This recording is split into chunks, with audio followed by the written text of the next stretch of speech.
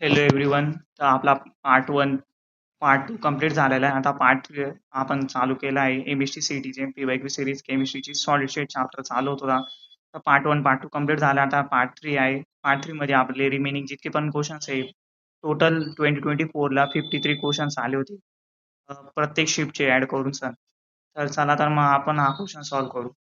MST CT 2024 ला 15th मेच्या shift फर्स्टला आला होता. A compound is formed by two elements A and B. कोणता compound form होत आहे A आणि B चे मिळून. The atoms of element B forms HCP structure. CCP म्हणजे HCP आणि किंवा FCC structure. B हा FCC structure बनवतोय. The atoms occupy A मध्ये 1/3 of tetrahedral voids. Tetrahedral voids चा फॉर्म्युला असतो twice n. What is the formula of the compound? बारीक question आहे. क्वेश्चन एमएससी सीईटीला येतो. काही पोरांना कन्फ्युजिंग क्वेश्चन आहे. याच्यात कोणताच फॉर्म्युला यूज करायचा नाही आपल्याला. याच्यात फक्त डोकं लावायचं आहे. चला तर मग क्वेश्चन सॉल्व्ह करू. चला तर मग क्वेश्चन सॉल्व्ह करू. A and be forming a compound. A and be forming a compound. त्याच्यामध्ये जो बी आहे तो एफसीसी स्ट्रक्चर आहे आणि ए आहे तो 1/3 ऑफ टेट्राहेड्रल वॉइड आहे. टेट्राहेड्रल वॉइड म्हणजे ट्वाइस एन. इथे जनरली आपण एन ला बी मानून घेऊ कारण की एफसीसी स्ट्रक्चर आहे आणि एन मध्ये काय असतं 3 डायमेन्शनच असतं. मग टोटल ए आपला कसा होऊन जाईल 2/3 मल्टिप्लाय बाय बी. तर इथं एच्यात आपल्याला रेशिओ फाइंड करायला लागतो. आपण फाइंड करू ए अपॉन बी. त्याचा आन्सर काय येईल ए काय आहे आपला 2/3 बी डिवाइड बाय बी. तर बी बी गेट कॅन्सल. मग आपले रेशिओची व्हॅल्यू काय ए ची व्हॅल्यू 2 आणि बी ची व्हॅल्यू 3. हे बघा ए ऑन बी आहे तिथं आन्सर आहे 2/3. ते नीट बघितलं तर ए ची व्हॅल्यू 2 येते बी ची व्हॅल्यू 3 असे सबस्क्रिप्ट मध्ये आपला फायनल आन्सर आलाय. ए च्या सबस्क्रिप्ट मध्ये 2 आणि बी च्या सबस्क्रिप्ट मध्ये 3. सबस्क्रिप्ट मध्ये म्हणजे खालच्या साईडला. हे आपला आन्सर आहे. हे असे क्वेश्चन्स अशाच टाईपने सॉल्व्ह करायचे असतात. चला तर मग बघू आपलं ते आन्सर राईट आहे का. तर आपला आन्सर आलं होतं ए. आन्सर राईट आहे. एकदा क्वेश्चन वापस रिपीट करून तुम्ही बघू शकता. हा एक क्वेश्चन आहे. What is the total number of tetrahedral void in 0.6 mole of compound that form HCP structure. हे टेट्राहेड्रल वॉइडचे क्वेश्चन्स आहे ज्याच्यात फॉर्म्युला असतो आपला टेट्राहेड्रल वॉइडचा फॉर्म्युला असतो ट्वाइस एन आणि ऑक्टाहेड्रल वॉइडचा असतो एन. एन काय डिनोट करतो नंबर ऑफ मॉलिक्युल्स किंवा नंबर ऑफ ॲटम्स डिनोट करतो. त्याचा आन्सर काय येईल. चला तर मग आपण सॉल्व्ह करू. तर आपला टेट्राहेड्रल वॉइडचा फॉर्म्युला असतो ट्वाइस एन. जनरली एन काय असतो बघू आपण. आता वन मोल मध्ये किती ॲटम्स असतात 6.022 इंटू 10⁻23. तिथं आपल्याला किती मोल दिला आहे 0.6 मोल. देअर फॉर्म आपण आपला फॉर्म्युला काय ट्वाइस एन. तर एन जनरली आपण एला डिनोट करतो. तर 2 आपले एन नंबर ऑफ मोल्स किती सॉरी एन काय असतो नंबर ऑफ मोल्स. तर twice multiply by 0.6 multiply by 10 काय म्हणतात 6.022 इंटू 10⁻23. एका मोलमध्ये किती एका मोलमध्ये एवढा 0.6 मोलमध्ये किती ॲटम्स असेल. तर आणि टेट्राहेड्रल वॉइड पाहिजे आपण दोन्ही पण याला मल्टिप्लाय करतो. पहिले 0.6 मल्टिप्लाय बाय 6 तर याचा आन्सर काय 0.6 मल्टिप्लाय बाय 6 केला तर काय 3.6. तर 3.6 इंटू 10⁻23 आणि याला मल्टिप्लाय केलं तर 36 टू काय असतो 6 टू 12 3 टू 6 7.2 चा आन्सर येत आहे. तर let's see this is right answer or wrong. तर आपण इक्वेशन सॉल्व्ह केलं होतं तर आपला आन्सर काय येत होतं 7.2 येत होता. तर इथं एक आहे आन्सर बी. बघू राईट आहे का answer. Yes B is right answer. चला तर मग नेक्स्ट क्वेश्चन सॉल्व्ह करू. तर आपला नेक्स्ट क्वेश्चन आहे which of the among following is ferromagnetic substance. MST CET 2024 ला 15 मेच्या शिफ्ट फर्स्टला क्वेश्चन आला होता. त्याच्यातनं कोणता फेरोमॅग्नेटिक सबस्टन्स आहे. ए ऑप्शन आहे NaCl, PH2O, CO2, DeCrO2. हे जनरली सेमी कंडक्टर ते पुढचा टॉपिक आहे फेरोमॅग्नेटिझम आणि डायमॅग्नेटिक. तिकडनं हा क्वेश्चन आलेला आहे. त्याच्यानंतर कोणता फेरोमॅग्नेटिक्स आहे, तर याच्यानं डी ऑप्शन फेरोमॅग्नेटिक. बाकी NaCl आणि H2 आणि O2 हे डायमॅग्नेटिक आहे का काय आहे ते बी आपण बघू. तुम्ही बघू शकता NaCl डायमॅग्नेटिक आहे, H2O डायमॅग्नेटिक आहे, O2 पॅरामॅग्नेटिक आहे आणि CrO2 फेरोमॅग्नेटिक आहे. हे एक्झाम्पल्स आहे, तुम्ही लक्षात ठेवा. किंवा NaCl पण असं क्वेश्चन मध्ये येऊ शकतं की NaCl काय डायमॅग्नेटिक आहे का फेरोमॅग्नेटिक आहे, तर तुम्ही NaCl असं मार्क करायचा डायमॅग्नेटिक. कसा पण MCQ येऊ शकतो, तर आपला हा MCQ राईट आहे. चला मग नेक्स्ट क्वेश्चन सॉल्व. हा एक अजून एक क्वेश्चन आहे. याच्यात बोलले identify the instrument use to find crystal structure from the following. Chemistry CET 2024 मध्ये त्या 11th मेच्या शिफ्टला हे जनरली टेक्स्टबुकचं थिअरी पार्टचं क्वेश्चन आहे. यांच्यानं कोणता असा आहे ते क्रिस्टल सिस्टीम ती आपण यूज करतो इन्स्ट्रुमेंट डिटेक्ट करायसाठी. ते ए ऑप्शन आहे X ray diffractometer, B UV visible spectrometer scanning आणि सी स्कॅनिंग इलेक्ट्रॉन मायक्रोस्कोप आणि डी ट्रान्समिशन इलेक्ट्रॉन मायक्रोस्कोप. याच्यानं आपलं A answer right. Yes, this is right. कारण की एक्सरे डिफ्रॅक्टोमीटरने आपण ते यूज करतो, रिसर्च सिस्टीमला इन्स्ट्रुमेंट यूज करतो और आयडेंटिफाय. चला मग नेक्स्ट क्वेश्चन बघू. हे काही थेअरी क्वेश्चन चालू होते MSc 24ला. म्हणजे तुम्हाला एक 3 क्वेश्चन्स येतात पर शिफ्टला 3 क्वेश्चन येतात सॉलिड स्टेटचे. त्यामधनं कोणते पण क्वेश्चन येऊ शकतात तुम्हाला. एक तर थेअरी येऊ शकतो किंवा डेन्सिटीवर येऊ शकतो किंवा व्हॉइडवर येऊ शकतो. अशा टाईपचे क्वेश्चन्स येतात. आता तुम्ही थेअरी पार्ट सुद्धा लक्षात ठेवजा सॉलिड स्टेटचा.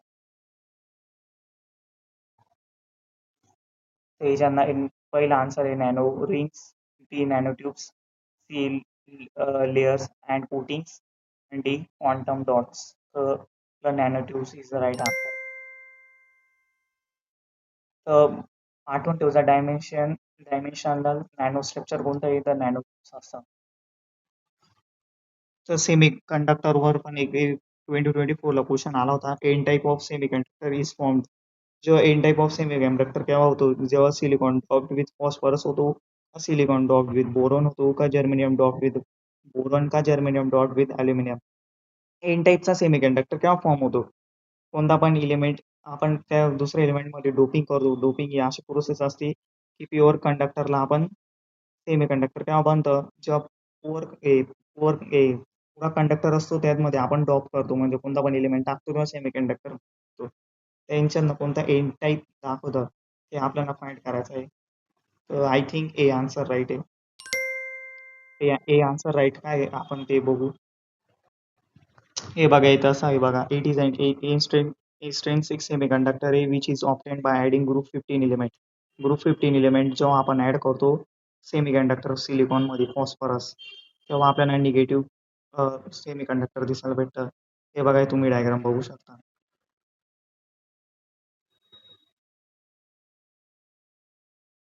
आपला नेक्स्ट क्वेश्चन आहे MSc 2024ला 11th मेच्या शिफ्ट फर्स्टला आला होता. Which of the following has dipole induce dipole interaction as intermolecular force. Dipole induce dipole interaction हा तुम्ही 11th स्टँडर्डच्या स्टेट्स ऑफ मॅटरमध्ये शिकला असेल. इंटरमॉलिक्युलर फोर्समध्ये असतो. डायपोल DID म्हणतात त्याला, डायपोल इंड्यूस डायपोल. तर ए आणि बी आणि सी आणि डी ऑप्शन मधनं तुम्हाला याच्यातनं कोणता डायपोल इंड्यूस करतो, म्हणजे एक पोलार आहे आणि दुसरा नॉन पोलार आहे, असं तुम्ही विचार करा की तो polar non polar bye non polar पण पोलार होऊन जातात, जे इंड्यूस करतात. त्याला आपल्या नेचरनं शोधायचा कोणता आहे, तर आय थिंक ए आपला राईट आन्सर आहे. ते आन्सर आपला राईट का बरं आहे त्याचं एक्सप्लेनेशन मी तुम्हाला देतो. हे बघा एक्सप्लेनेशन बघू शकता तुम्ही. हे बघा अमोनिया म्हणजे NH3 is a polar having permanent dipole moment.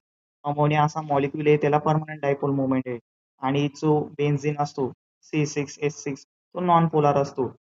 पण जेव्हा NH3 आणि नॉन पोलार बेन्झिन हे दोघे रिॲक्ट करतात तेव्हा आपल्याला बघा non polar molecule with dipole induce. म्हणजे नॉन पोलार असतो मॉलिक्युल जसं की C6H6 आहे, त्याला सुद्धा आपल्याला डायपोल दिसायला भेटतो. डायपोल म्हणजे आजूबाजूला प्लस मायनस चार्ज, एका साईडला पॉझिटिव्ह असतो किंवा निगेटिव्ह, म्हणजे प्लस मायनस दोन ठिकाणी डायपोल इंड्यूस डायपोल असं आपल्याला दिसतं. तर आपला आन्सर कोणता आहे, C6 H6 प्लस NH3 आपला ए आन्सर राईट आहे. चला तर मग नेक्स्ट क्वेश्चन सॉल्व्ह करू. चला तर मग कॅल्क्युलेशन करणारा क्वेश्चन आला. MST CD 24 ला 11th मेच्या शिफ्ट फर्स्ट आला होता. What is the number of octahedral voids. आता ऑक्टोहायड्रलचा वॉइडचा फॉर्म्युला आपल्याला माहिती एन आणि टेट्राहेड्रल वॉइडचा ट्वाइस आहे.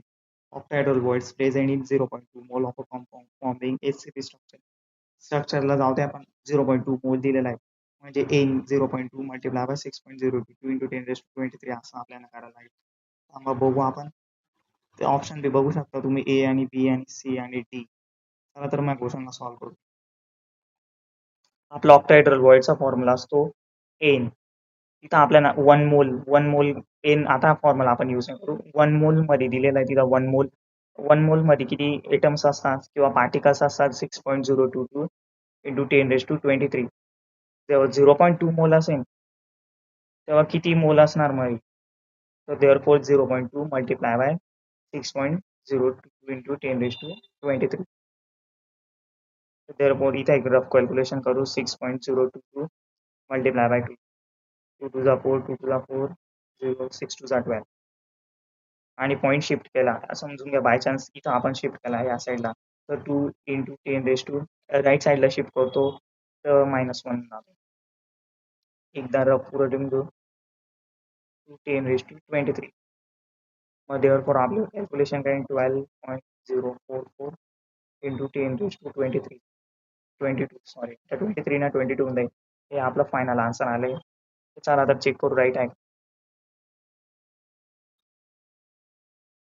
आपला आन्सर काय आलं होतं 1.2 आलं होतं ना ए म्हणजे 12.044 आलं होतं. पॉईंट अजून शिफ्ट केला तर 22 ना तिथं तर आपण 23 पण करू शकतो. तर ए आन्सर आलं होतं. असा क्वेश्चन आहे. या क्वेश्चन MST आपण येताच हायड्रल वर्ड्स आणि टेट्राहेड्रल वर्ड्सचे तर या टाईपचेच क्वेश्चन्स तुम्हाला MST ला 2024 ला आले होते. चला तर मग नेक्स्ट क्वेश्चन सॉल्व्ह करू. तर आपला नेक्स्ट क्वेश्चन आहे MST 2020 11th मेला शिफ्ट फर्स्ट आला होता. Metallic silver has FCC structure if radius of edge atom is 144 pm म्हणजे picometre. What is the edge length म्हणजे एज लेंथ काढायचं आहे. FCC स्ट्रक्चर आहे आणि आपल्याला रेडियस पण देऊन दिला आहे. ते ऑप्शन बघू शकता तुम्ही. कॅल्क्युलेशन करून बघा. काय येत असेल व्हिडिओ पॉज करून बघा. चला तर मग क्वेश्चन सॉल्व्ह करू. ते बघा FCC स्ट्रक्चर दिलं होतं आणि रेडियसचा फॉर्म्युला काय असतो √2/4 इन मल्टिप्लाय बाय 8. तुम्हाला पहिले मी बोललो होतो डायरेक्ट आपण व्हॅल्यू आठवून ठेवायची म्हणजे एज लेंथ आता आपल्याला कॅल्क्युलेट करायचं आहे आणि तेव्हा तिथं रेडियसची व्हॅल्यू पण गिवन आहे आपल्याला. आपल्याला रेडियसची व्हॅल्यू पण आहे 144 पिकोमीटर. जर आपण याला सेंटीमीटरमध्ये करायचं असेल तर 1.44 इंटू 10⁻⁻8 असा सेंटीमीटर. म्हणजे काही नाही तर पॉईंट देऊन द्यायचा आणि -8 टाकून द्यायचं. ही एक माझी शॉर्टकट ट्रिक आहे. तुम्हाला कामात येईल. तर रेडियस पण गिवन आहे. आपल्याला एज लेंथ फाइंड करायचा. त्या फॉर्म्युला थोडं रिअरेंजमेंट करू. म्हणजे 1.44 इंटू 10⁻⁻8 सेंटीमीटर आहे ना विच इज इक्वल्स टू 0.353535 ए. ए काढायचा ना आपल्याला. आपण ए इथं ठेवून देऊ. हे बाकीचं 1.44 डिवाइड बाय 0.3535 आणि इंटू 10⁻⁻8. आता आपल्याला कॅल्क्युलेशन करायची. जर तुम्हाला कॅल्क्युलेशन जमत नसेल तर मी तुम्हाला एक ट्रिक बोलतो. 1.44 ॲज इट इज टू आणि इथं मला जनरली रेसिप्रोकलचे लॉग टेबलनी यूज करायला इझी कॅल्क्युलेट करता येतात. म्हणजे 1 पॉईंट आता इथे एक पॉईंट शिफ्ट करून देऊ 3.535 मल्टिप्लाय बाय 10⁻⁻. इथं पॉईंट टाकू म्हणजे राईट साईडला तर -1 होऊन जाईल. तर बघा 1.44 रेसिप्रोकलच्या लॉग टेबलमध्ये जायचं. हे रेसिप्रोकलचा लॉग टेबल आहे. याच्यात आपल्याला काय कोणते पाहिजे 3.5 आणि 3.5. व्हिडिओ ब्लर होतो एक मिनिट. आपल्याला काय पाहिजे 3.5 3.5 म्हणून 1/3.5. आपण ते रेसिप्रोकलचे from 1 to 10 mean difference subtract करायचा राहतो. इथं आपल्याला काय आपण काय करू 1/1 म्हणजे सर्व रेसिप्रोकलमध्ये असतात.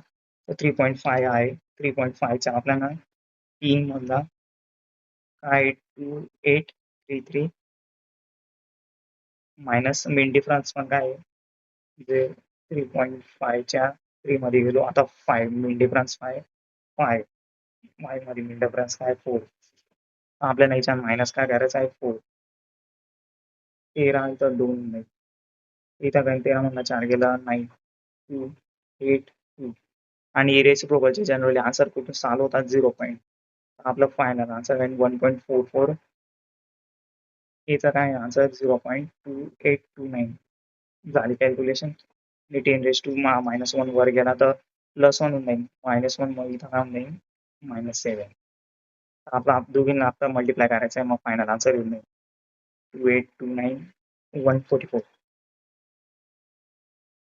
9 4 जा 36 4 2 जा 8 11 8 4 जा 32 33 4 2 जा 8 11 9 4 जा 26 4 2 जा 8 11 8 4 जा 32 33 4 2 जा 8 वापस 11 1 2 8 2 5 7 9 10 13 5 6 7 8 9 10 2 4 किती पॉईंट किती राहील 1 2 3 4 5 6 तर 4.4 इंटू 10⁻⁻7 आन्सर आलाय.